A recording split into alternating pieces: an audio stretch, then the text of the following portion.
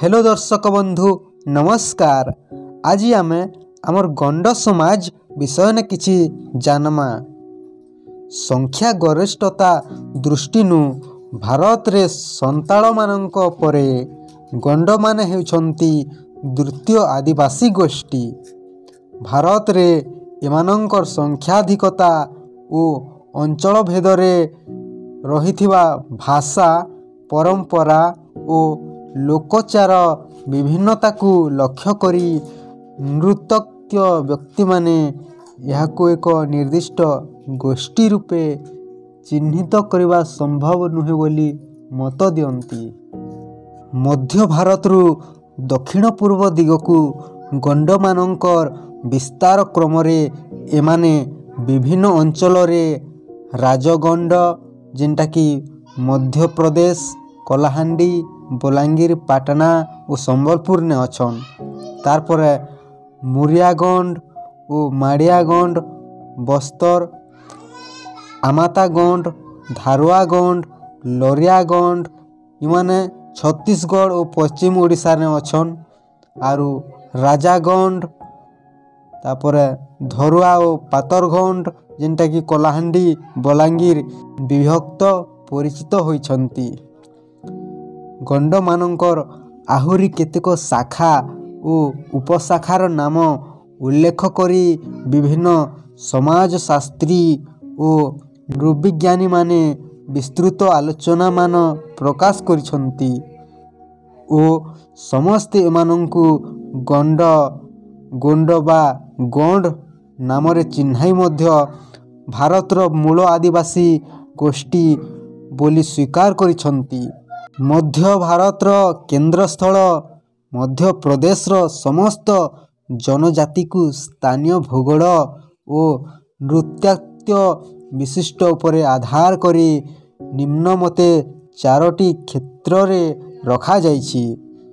एक नंबर रे होछे दक्षिणी क्षेत्र, दुई नंबर रे होछे पूर्वी क्षेत्र, तीन नंबर रे होछे मध्यवर्ती क्षेत्र आरु चार नंबर रे होछे पश्चिमी क्षेत्र। दक्षिणी क्षेत्र यही क्षेत्र बस्तर रायपुर एवं दुर्ग जिलार अंतर्गत।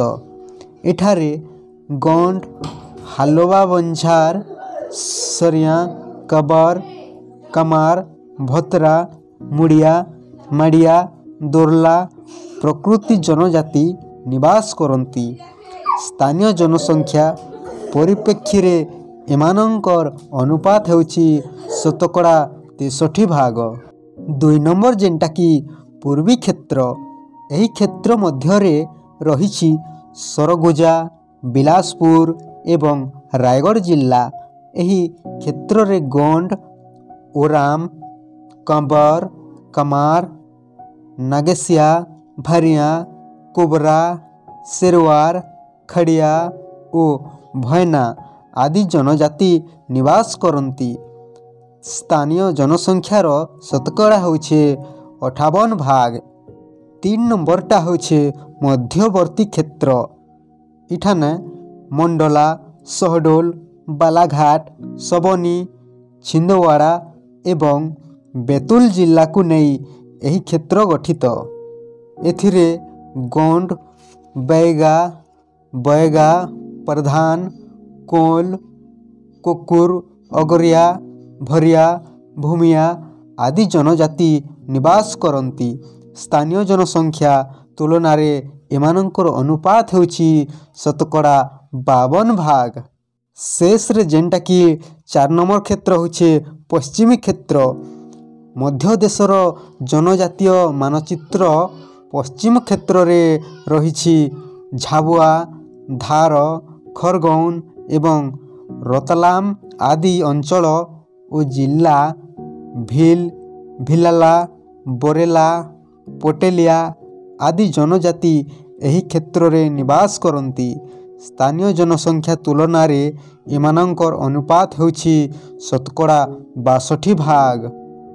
उपरोक्त आवंटन और आकलन रु यह स्पष्ट हो जाइछि जे समग्र मध्य प्रदेश हेउछि एक आदिवासी बहुल अंचल ओ ଏଥିରେ ଗଣ୍ଡ ଜନଜାତିର ପ୍ରାଧାନ୍ୟ ଓ ଆଧିପତ୍ୟ ରହିଛି। ପ୍ରଥମ ତିନୋଟି କ୍ଷେତ୍ରରେ ଗଣ୍ଡମାନେ ହିଁ ପ୍ରମୁଖ ଆଦିବାସୀ ଗୋଷ୍ଠୀ ହୋଇଥିବା ବେଳେ ଗଣ୍ଡମାନଙ୍କର ଅନୁପସ୍ଥିତିକୁ ସୂଚାଉଥିବା ପଶ୍ଚିମ କ୍ଷେତ୍ର ପ୍ରମୁଖ ଗୋଷ୍ଠୀ ଭାବେ ବିବେଚିତ।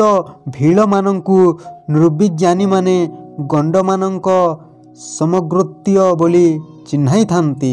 ବିନ୍ଧ୍ୟ ସୀତାପୁର ଠାରୁ ଆରମ୍ଭ କରି ଏହାର ଦକ୍ଷିଣ ପୂର୍ବରେ ଥିବା ମଧ୍ୟପ୍ରଦେଶର ସମଗ୍ର ଅଞ୍ଚଳ ଏବଂ ଛତିଶଗଡ଼ର ବ୍ୟାପକ କ୍ଷେତ୍ରସ୍ଥଳ ପ୍ରାୟ ସମସ୍ତ ଗ୍ରାମରେ ଗଣ୍ଡମାନେ ଅବସ୍ଥାନ କରନ୍ତି। ଏହାକୁ ଲକ୍ଷ୍ୟ କରି ଓ ଜନସୁମାରୀ ଉପରେ ଆଧାର କରି ଯଥାର୍ଥରେ ରୁସେଲ ଓ ହୀରାଲାଲ କହିଛନ୍ତି, ଗଣ୍ଡୱାନା ଦେଶ ନିର୍ଦ୍ଦିଷ୍ଟ ଭାବରେ ସାତପୁରା ଉପତ୍ୟକା, ନାଗପୁର ସମତଳ ଭୂମିର ଏକ ଅଂଶ ଓ ନର୍ମଦା ଉପତ୍ୟକାର ଦକ୍ଷିଣ ପଶ୍ଚିମ ଅଞ୍ଚଳର ସମାହାରରେ ବିବର୍ତ୍ତିତ ହୋଇଥିଲା। ଏହି କ୍ଷେତ୍ର ମଧ୍ୟସ୍ଥ ବିଦର୍ଭ ଅଞ୍ଚଳରେ ପରବର୍ତ୍ତୀ କାଳରେ ରାଜଗଣ୍ଡମାନଙ୍କର ସାମ୍ରାଜ୍ୟ ପ୍ରତିଷ୍ଠିତ ହୋଇଥିଲା। ତ ଏହା ଥିଲା ଗଣ୍ଡମାନଙ୍କର ଚାରୋଟି କ୍ଷେତ୍ର। କେଉଁ କ୍ଷେତ୍ରରେ କେତେ ଶତକଡ଼ା ଭାଗ ବସବାସ କରନ୍ତି ଗଣ୍ଡମାନେ। ଯଦି ଆମର এই ଭିଡ଼ିଓଟା ଆପଣମାନକେ ଭଲ ଲାଗିଥାଏ ତାହେଲେ ଆମ ଭିଡ଼ିଓକୁ ଲାଇକ୍ କରି ଚ୍ୟାନେଲକୁ ସବସ୍କ୍ରାଇବ୍ କରନ୍ତୁ ଆଗକୁ ଏମିତି ନୂଆ ନୂଆ ଭିଡ଼ିଓ ଦେଖିବା ପାଇଁ। ନମସ୍କାର।